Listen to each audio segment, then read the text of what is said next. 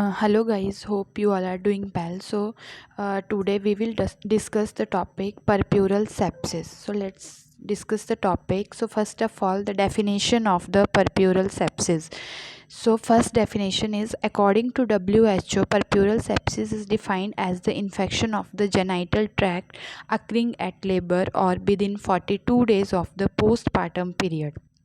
अभी हम बात करें डेफिनेशन की, तो according to WHO, World Health Organization क्या बोलता है कि परप्यूरल सेप्सिस क्या है? एक इन्फेक्शन होता है जेनाइटल ट्रैक का जो अक्कर होता है eight the time of labour. जो मदर है, जो फीमेल है, जब वो लेबर में होती है उसको उस टाइम पे हो रहा है, और विद इन 42 डेज़ की जो पोस्टपार्टम पीरियड के 42 डेज़ रहते हैं. अभी यहाँ पे कंफ्यूज नहीं होना है कि 42 डेज़ कहाँ से आ गए.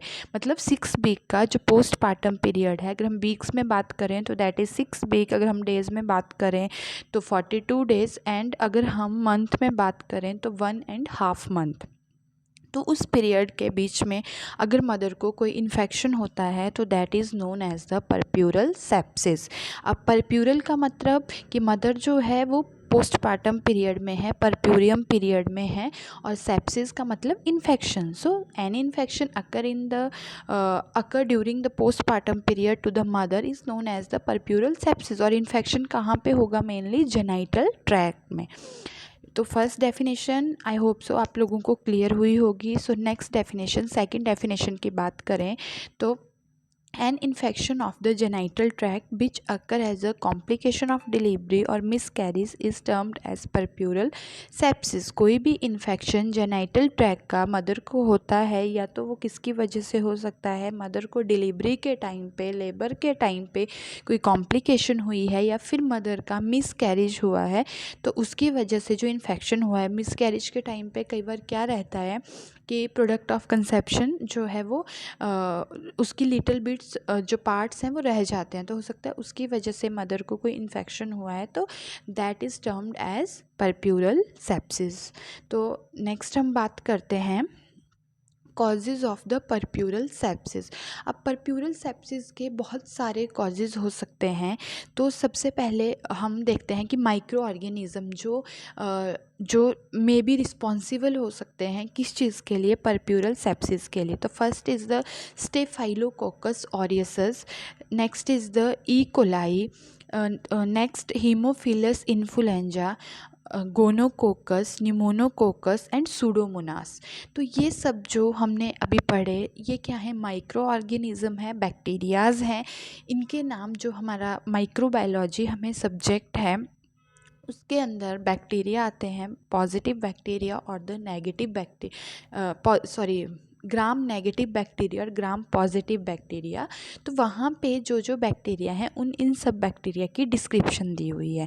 ठीक है, तो कंफ्यूज नहीं होना है कि ये क्या है. ये माइक्रो ऑर्गेनिज़म है जो माइक्रोबायोलॉजी में पढ़ते हैं, और वहाँ पे इनकी क्लासिफिकेशन भी दी गई है कि कौन कौन से बैक्टीरिया जो हैं वो ग्राम नेगेटिव हैं, कौन कौन से ग्राम पॉजिटिव हैं. अकॉर्डिंग टू दैट इनकी करैक्टरिस्टिक्स बताई गई हैं, ये क्या कॉज करते हैं वो सब बताया गया है. तो ये जो बैक्टीरिया हैं मे बी ये रिस्पॉन्सिबल हो सकते हैं इन्फेक्शन के लिए. नेक्स्ट हम देखेंगे प्री डिस्पोजिंग फैक्टर में कौन कौन से फैक्टर जो हैं इसको प्री डिस्पोज कर रहे हैं. तो प्री डिस्पोजिंग फैक्टर की अगर हम बात करें तो 3 फैक्टर में हमने डिवाइड किया है. First is the antenatal factor, second is intrapartum factor and third is the postpartum factor. क्योंकि जो प्रेगनेंसी का पीरियड है उसको 3 उसमें डिवाइड किया जाता है, 3 पीरियड्स में, मतलब उसको 3 फेजेस में, antenatal, intranatal and the postnatal. तो सबसे पहले अगर हम बात करें एंटीनेटल, एंटीनेटल मतलब मदर को अभी लेबर से पहले, तो लेबर से पहले जब मदर ने कंसीव किया है, बेबी जो है अभी मदर को लेबर पेन स्टार्ट नहीं हुआ है, मतलब ठीक है, तो उस टाइम पे जो पीरियड होता है उसको हम बोलते हैं एंटीनेटल पीरियड. तो एंटीनेटल फैक्टर्स क्या क्या हो सकते हैं? First is the antenatal intrauterine infection. Mother को एंटीनेटल पीरियड में ही कोई इंट्रायूट्राइन इन्फेक्शन हुआ हो सकता है, उसकी वजह से मदर को परप्यूरल सेप्सिस हो जाए. Pre mature rupture of membrane, जिसको PROM भी बोलते हैं, कि मदर का जो रप्चर ऑफ मेम्ब्रेन है वो प्री मैच्योरली हो गया, मतलब अभी मदर की EDD नहीं की डेट जो है वो दूर थी, तो मदर का क्या है, प्री मैच्योर रप्चर हो गया मेम्ब्रेन का। नेक्स्ट आता है एंटीपार्टम हेमरेज, जिसको एपीएच बोला जाता है, एंटीपार्टम हेमरेज।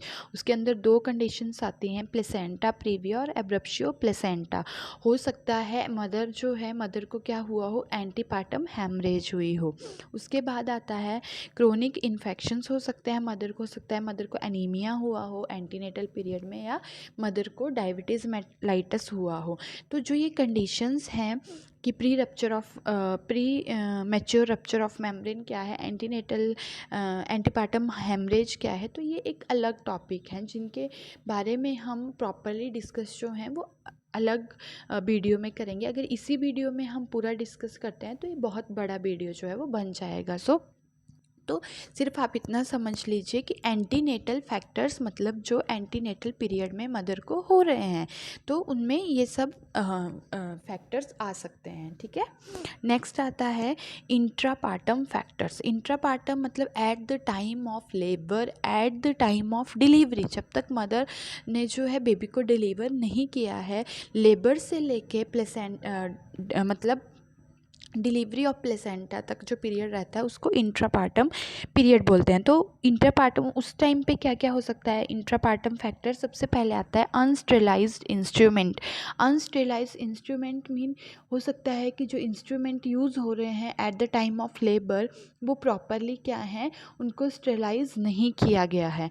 नेक्स्ट है सिजेरियन सेक्शन। हो सकता है किसी मदर का सिजेरियन सेक्शन हुआ हो तो उसकी वजह से भी इन्फेक्शन होने के चांसेस बढ़ जाते हैं अगर वहाँ पे प्रॉपरली हाइजीन को मेंटेन नहीं किया गया। नेक्स्ट आता है मल्टीपल वेजाइनल एग्जामिनेशन। जो मदर की पीवी, जिसको नॉर्मली क्या बोला जाता है, पीवी पर वेजाइनल एग्जामिनेशन है, वो भी हमें बार बार नहीं करनी रहती है, और अगर जब भी हमें करनी है तो हमें प्रॉपरली हैंड वॉश करके ही वो टेक्निक करनी है। तो हो सकता है उसकी वजह से मदर को जो है वो इन्फेक्शन हुआ हो, या फिर रिटेन प्रोडक्ट ऑफ कंसेप्शन, जो कंसेप्शन का प्रोडक्ट है प्लेसेंटा है उसका थोड़ा वो प्रॉपरली डिलीवर नहीं हुआ हो, प्लेसेंटा के जो लिटिल बिट पार्ट्स हैं हो सकता है वो रह गया हो, मतलब रिटेन प्रोडक्ट ऑफ कंसेप्शन। ठीक है, नेक्स्ट आता है post natal factor. Post natal factor क्या क्या हो सकते हैं, post natal factor after the delivery के बाद विद इन 42 डेज़ में या 6 वीक्स में, कुछ भी आप बोल लो। तो उस टाइम पे क्या हो सकता है, अनहाइजीनिक प्रैक्टिसेस, किसी मदर की अनहाइजीनिक प्रैक्टिसेस हो सकती हैं कि मदर जो है वो प्रॉपर हाइजीन मेंटेन नहीं कर रही है। तो बहुत सारे फैक्टर रहते हैं उसमें, कुछ फैमिली रिचुअल्स रहते हैं, कुछ लोगों की मिथ्स रहती हैं, तो वो सब चीज़ें आती हैं। तो हमें उस टाइम पे भी प्रॉपर हाइजीन जो है वो मेंटेन करनी है। हो सकता है एपिजियोटमी का वहाँ पे वुंड है या फिर सिजेरियन सेक्शन है, तो हमें स्टिचेस की प्रॉपर केयर करनी है, एपिजियोटमी वुंड की हमें प्रॉपर केयर करनी है। तो ये फैक्टर भी उसके लिए रिस्पॉन्सिबल है। मुझे लगता है अभी आपको क्लियर हुए होंगे कि कौन कौन से फैक्टर जो हैं वो परप्यूरल सेप्सिस जो हैं कर सकते हैं। तो हमने 3 में डिवाइड किया, that is first is antenatal, intrapartum and then post natal. तो एंटीनेटल में जो एंटीनेटल पीरियड में हो रहे हैं चीज़ें, intrapartum at the time of labour and delivery, and after the delivery जो हो रही हैं that comes under the post natal factors. मतलब डिलीवरी के ओनली फॉर 42 डेज़ के लिए, दैट इज़ 6 वीक के लिए। उसके बाद आते हैं साइन एंड सिम्टम्स। जो अगर मदर को परप्यूरल सेप्सिस हुआ है तो हमें क्या क्या चीज़ें वहाँ देखने को मिलेंगी, क्या क्या साइन एंड सिम्टम्स रहेंगे। तो फर्स्ट इज़ द फीवर। हमारी बॉडी में, ह्यूमन बॉडी में कोई भी इन्फेक्शन जब होता है तो सबसे पहले क्या होता है वहाँ पे जो ह्यूमन है उसको एक्सपीरियंस होता है फीवर। तो यहाँ पे भी सेम, जो फीमेल है, जो मदर है, वो क्या एक्सपीरियंस करेगी, फीवर एक्सपीरियंस करेगी। अगर मदर को फीवर है तो हो सकता है मदर को चिल्स हो, मदर को हेडेक हो। ठीक है, उसके बाद आएगा टैकीकार्डिया, मदर की जो हार्ट बीट है वो भी इंक्रीज़ होगी। सब इन्वॉल्यूटेड यूट्रस होगा, सब इन्वॉल्यूटेड कि जो यूट्रस है उसका प्रॉपरली इन्वॉल्यूशन नहीं हुआ है, तो यूट्रस कैसा फील होगा, बॉगी फील होगा एंड वहाँ पे यूट्रस जो है हार्ड और टेंडर फील होगा हमें। उसके बाद जो लोकिया है, लोकिया के ऊपर लोकिया क्या रहता है क्या नहीं है उसके ऊपर मैंने एक अलग वीडियो बनाया है, आप मेरे चैनल पे जाके देख सकते हैं ई मेडिकल लाइब्रेरी में ही कि लोकिया क्या रहता है।